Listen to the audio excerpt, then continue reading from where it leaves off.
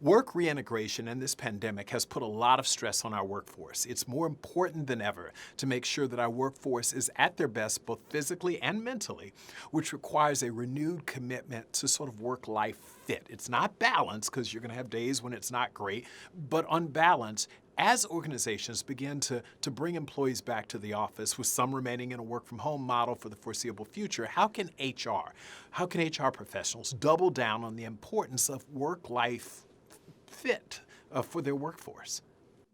I think they need to be focused on quality of life, quality of the whole person, right? I mean, when I teach time management, how you do anything is how you do everything. So how you balance your checkbook is the same way that you fill out the quarterly report.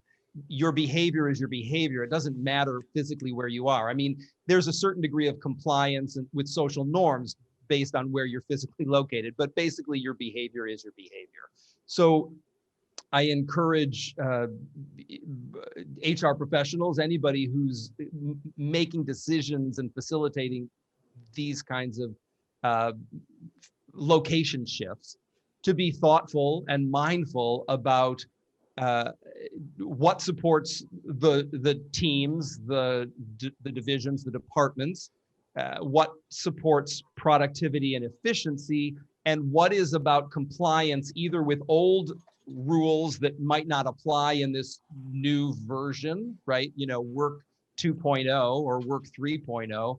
And so that we don't get lost in checking things off of a box rather than considering that we're talking about a three-dimensional human being who moves through time and space in a particular way. And that physical activity, deliverables, whatever those might be, whether those are quantifiably determined or time-based delivery, right? Or both, right? Deadlines, or I need the third quarter report. And it doesn't really matter whether that's on Friday or a week from Tuesday, as long as I have it by, you know, April 19th. So that we're thoughtful about how we are structuring things as people come back, and this idea of letting people get their work done on time and on budget, but taking into consideration that they are living, breathing people who have needs beyond the 8 hours that they're trading time for money, or the 9 hours or 12 hours that they're trading time for money.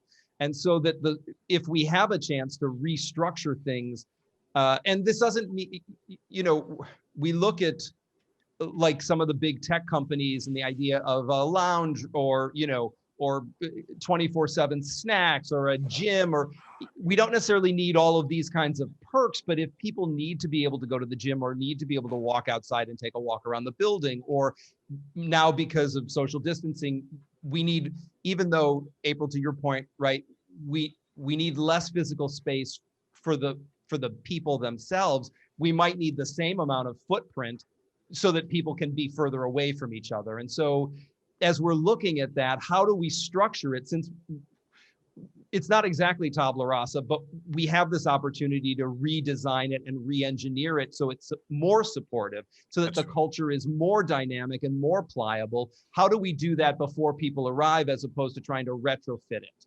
That's right. That's right. No, I want to ask you both a final question, because, you know, you both have talked about, as much as we think some of this stuff is new, it's really not. The pandemic at best accelerated some of these things, because we were already talking about them. In particular, what the pandemic sorted for us, and really the light was shown on this issue of people having to decide, you know, I have 5 sick days. Well, what happens on the 7th day or the 6th day, right? I have to decide, do I come to work because I've run out of sick leave, even though I continue to be sick, and then I come in and get other people sick? I mean, it was kind of talking about an outdated policy. But we began to change. So now 2 years ago, way pre-pandemic, SHRM and other companies began to implement this open leave. So there's no limit on your leave policies. And if you're sick, stay home. You know, all you do is damage the rest of the workforce if you come here sick, right? Please stay home. Others have flexed the 9-to-5 schedule. As you said, some are trading time for 9-hour days, 12-hour days, and others have even opted to enhance more traditional methods of employee engagement, like company social events. With so many different options and changes occurring at one time, what are the key and foundational principles that organizations should think about when building these work-life fit policies in the post-COVID-19 world? So we know what we're having to do right now, but a lot of that's just out of necessity, right? But when we come out of this and we actually, what are some foundational principles? And I'd like each of you to give me one, because we're short on time, but both of you have such great ideas. What is the foundational principle out of many that you think organizations should take into consideration when they're building out their post-pandemic culture around work-life fit? I would say that finding we've used the word before, the synergy between what serves management and what serves the employee, the worker, that it's not about lip service and it's not about beyond legal compliance, right? Right. We're not complying to policies just because they exist. We're looking for, if we have the chance to recreate this experience for everybody, what serves management, what serves the worker, where's the Venn diagram where there's overlap, and how do we take that point and expand it out so that the bulk of the experience serves management and serves the worker, and that we don't think of workers monolithically any more than we think of management as if it's a machine that moves, with single focus. Management is just made up of other people. That's so right.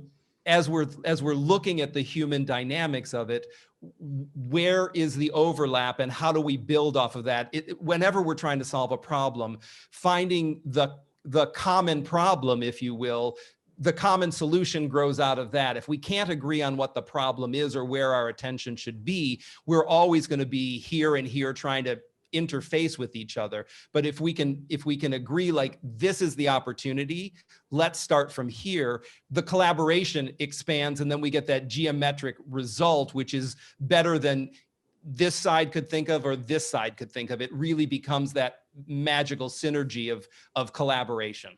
So that foundational concept, okay, of commonality, finding what's a win-win. April?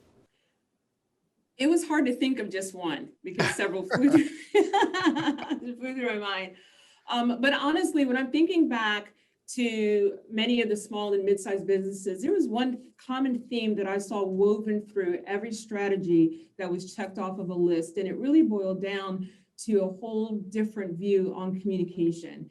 And from top down, when everyone's spread out, hearing a unified voice from the leadership became so vital because we were getting information from everywhere. That's right. In addition to that, information traveling up, we focused on mental health more now than I've seen us focus on in the past, and the importance of an employee being able to raise their hand and say, I'm not okay.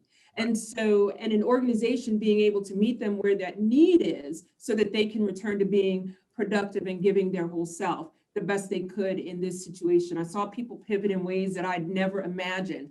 But I think a lot of the companies that have come through this have done so with good, clear communication, whether that was around furloughs, impact on compensation, redesign of the workspace, returning to work. That messaging has to be clear. And so I hope that as we move forward through what will hopefully someday be post-pandemic, we will understand the vitality of good communication.